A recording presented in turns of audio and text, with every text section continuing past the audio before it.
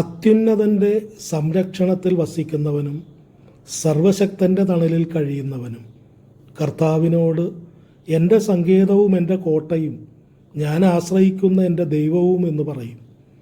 അവിടുന്ന് നിന്നെ വേടൻ്റെ കെണിയിൽ നിന്നും മാരകമായ മഹാമാരിയിൽ നിന്നും രക്ഷിക്കും. തൻ്റെ തൂവലുകൾ കൊണ്ട് അവിടുന്ന് നിന്നെ മറച്ചുകൊള്ളും. അവിടുത്തെ ചിറകുകളുടെ കീഴിൽ നിനക്ക് അഭയം ലഭിക്കും. അവിടുത്തെ വിശ്വസ്തത നിനക്ക് കവചവും പരിചയുമായിരിക്കും.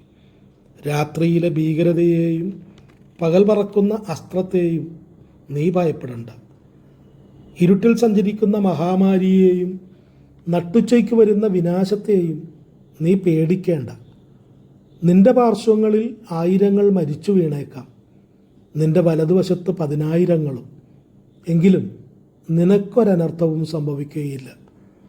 ദുഷ്ടരുടെ പ്രതിഫലം നിന്റെ കണ്ണുകൾ കൊണ്ട് തന്നെ നീ കാണും. നീ കർത്താവിൽ ആശ്രയിച്ചു, അത്യുന്നതനിൽ നീ വാസമുറപ്പിച്ചു.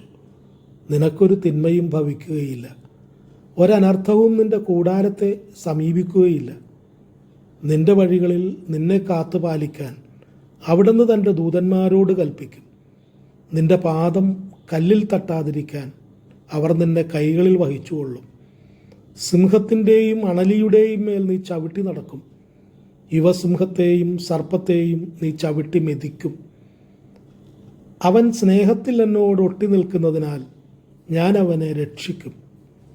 അവൻ എൻ്റെ നാമം അറിയുന്നത് കൊണ്ട് ഞാൻ അവനെ സംരക്ഷിക്കും.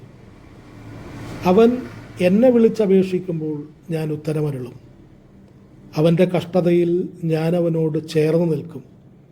ഞാൻ അവനെ മോചിപ്പിക്കുകയും മഹത്വപ്പെടുത്തുകയും ചെയ്യും. ദീർഘായുസ്സു നൽകി ഞാൻ അവനെ സംതൃപ്തനാക്കും.